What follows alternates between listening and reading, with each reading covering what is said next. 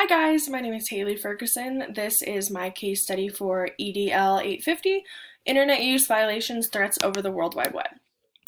So to start, I identified the problem, what I already know. So Dr. Smith is a highly regarded principal in an affluent area.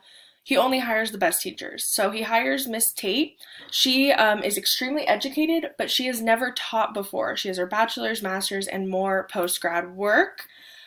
She is known for her rigorous content and no-nonsense approach to teaching.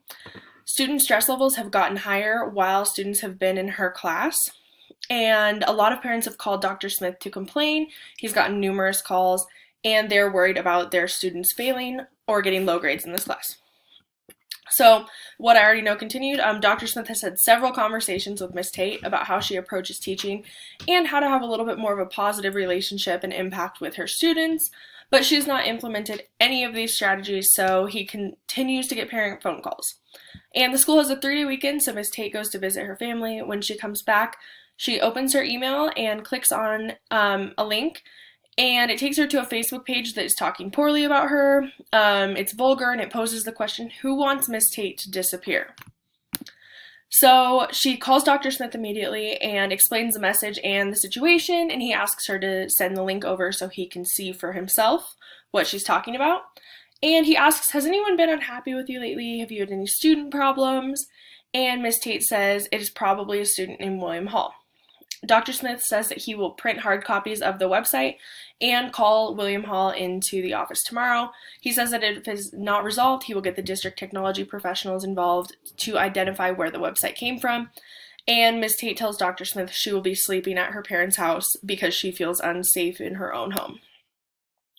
So what do I need to know? These are some questions that I still have after reading the study. What is the district's policy on harassment? Has there been a specific parent calling several times to complain? Because that could kind of lend itself to who's behind all this. What protections are in order for Ms. Tate, who does not feel safe at her job or her home? How soon can the IT department trace the website back?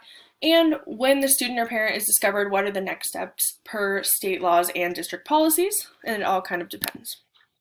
So, the problem. The largest problem at hand is that Miss Tate is receiving threats and doesn't feel safe in her work or her home.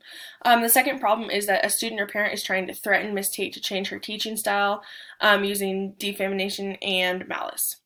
This is threatening in nature and should not be tolerated, and if it's not handled correctly, other parents and students could use this method to their advantage. If Dr. Smith has kind of a light and easy approach on this, people could think, oh, well, he's not going to do anything about it, so I'll do it too.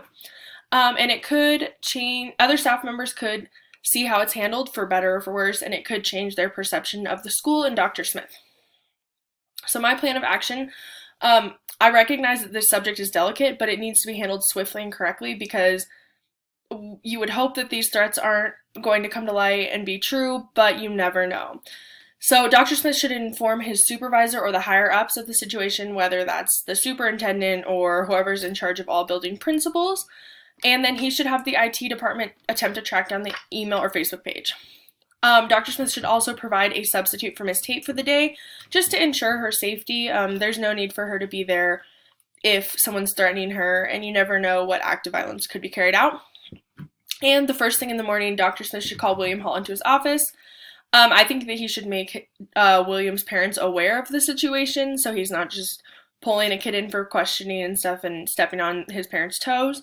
But I do not believe Miss Tate should be in the room for this. But I think there should be another administrator, a school resource officer, or a dean in the room just so it's not Dr. Smith alone with this kid discussing an extremely delicate subject. After that, I think that Dr. Smith should not be accusatory with this student because he's basing all of this off of just a simple comment that Miss Tate made. It could be false. It could just be because she doesn't like the kid or he's kind of odd. But if there's really no evidence to back up that it's this kid, he shouldn't go in full force yelling at this kid, accusing him of making this page. I think that he should ask William about Miss Tate's class, kind of ease into it, and then after hearing his answer, kind of see if he's behind the webpage. Dr. Smith should have a copy of the district's code of conduct available, and this will help him guide the conversation and know the consequences that the district has already laid out. Every person has a right to free speech, But threatening language and ideations are not acceptable in that, especially when you're going to come in contact with that person throughout the day, or they're your teacher and stuff. So he needs to be very aware of that. And then after interviewing William Hall, Dr. Smith, and the other interviewer needs to make a judgment call based on the evidence they've just collected. So depending on how that interview goes, they need to take some further steps. And it could turn out that William was innocent and there's someone else out there threatening Ms. Tate, because they have gotten several phone calls and several complaints. So the search should continue. While it's not a crime, so this is my appropriate strategies to implement. My plan, it's not a crime to be a tough teacher, and Ms. Tate and the staff could benefit from a professional development training that just focuses on rapport for students. My current district that I'm in uses Capturing Kids' Hearts, and I absolutely love it. I really did think it was cheesy at first, and I was like, okay, here we go again. But it really taught me how to build strong relationships with students, and it has made teaching really fun, and it's made it a breeze because we get all of that out of the way the first few days of school, and then they know they can trust me, and so they listen, they do what they're supposed to do. So it's really awesome. And providing a professional development training can help change the culture of the building to make it even more positive. Even if every other teacher is great, we can always learn more. And my favorite saying, kids do not care how much you know until they know how much you care. So Miss Tate could be the most sound content teacher in the world, but if she doesn't have a strong rapport with them, they will brush her off or threaten her. This part depends on state laws and district policies, but at minimum, the school should ensure that once the perpetrator is caught, that Miss Tate will never have them in class again. And like I said, that's at minimum. Whether they're welcome back in the school, the district, thrown in jail, it all depends, but at minimum, they should never be in Miss Tate's class again. And then I believe that Dr. Smith should call an all-staff meeting to express that this won't be tolerated, and for staff to stay vigilant, reporting any suspicious people or behavior on campus. Obviously, the staff is going to know about this. It'll be the talk of the school, talk of the town. So it's super important to address that because everyone already knows about it. So you might as well be transparent and keep your staff members in the loop because they could eventually be your biggest helpers in this case. And looking at what's best for all students, I think that's the most important question a building administrator can ask themselves. If it's good for a majority of the students, whatever it is, it should be implemented. Requiring professional development for the teachers to learn more and have a more positive rapport with students is best for all students. All students can benefit from positive interactions with the teacher, and like I said, there will always be those anomalies who really don't care about having a good relationship with teachers or their peers, but overall rapport and relationships are important. And then after investigating and having the IT department attempt to trace the page should be taken down or blocked. As a teacher in a high school, I know that it would be the talk of the town if something like that happened, but it'll only be the talk of the town until the next wave of gossip or drama comes through, so deleting the page is best for all students because the shock value kind of dies and everyone moves on eventually. And then my resolution, it was hard to pinpoint a specific resolution without knowing the outcome of the case, but I think taking precautionary steps to ensure that Ms. Tate is safe is key. So having the all-staff meeting counters any fears that other teachers might have is good for all students and the overall atmosphere of the school.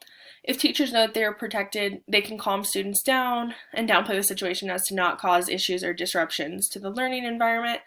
And holding a professional development training on rapport and student engagement helps the culture of the school overall. What was I thinking or feeling? Well, this case was extremely interesting to me, and I would hope that my administrators would do everything in their power to take situations like this seriously and protect their teachers from threats. I have never personally been threatened, but I do work with a high-risk population where violence and retaliation is typical. It's known. Some of their families are in gangs, so to them, that's nothing. But if I were Ms. Tate, I would hope that administration would take it seriously and resolve the problem swiftly and professionally, because I would be a little nervous.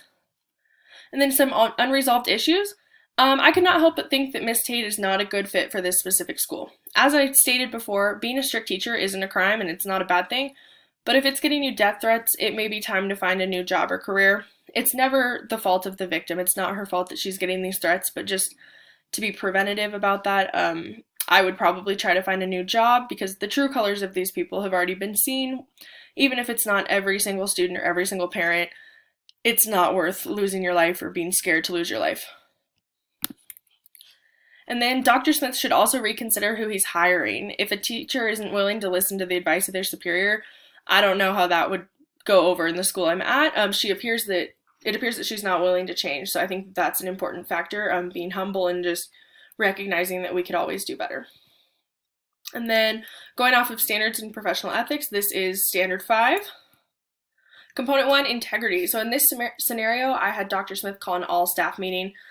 Just being transparent and truthful with the people you work with, the people that make the school what it is super important to me. And this promotes success of every student, because if the teachers feel safe, they can go about business as usual without freaking out the students or being on edge 24/7 and not doing the best job that they can do. For fairness, I said that Dr. Smith should be fair when questioning William. He shouldn't go in aggressive and accusatory. He needs to look at the facts and take everything at face value, not off of judgments that Miss Tate had. It could be very well that he has nothing to do with it and Miss Tate just doesn't like him. So I think that it gives them due process and a fair shot, which is important because students will then trust the administrators and know that it's not just a witch hunt to see who did it. And then last but not least, component 3 was ethics. And overall, as a building leader, I think it's important to ask what's best for students. So the professional development can change the whole culture of the school. And I think that Dr. Smith handled this situation in an ethical way by not jumping down the throat of William Hall and not just brushing it off to the side when Miss Tate called him. So I think that that's super important as a building leader. So thank you so much.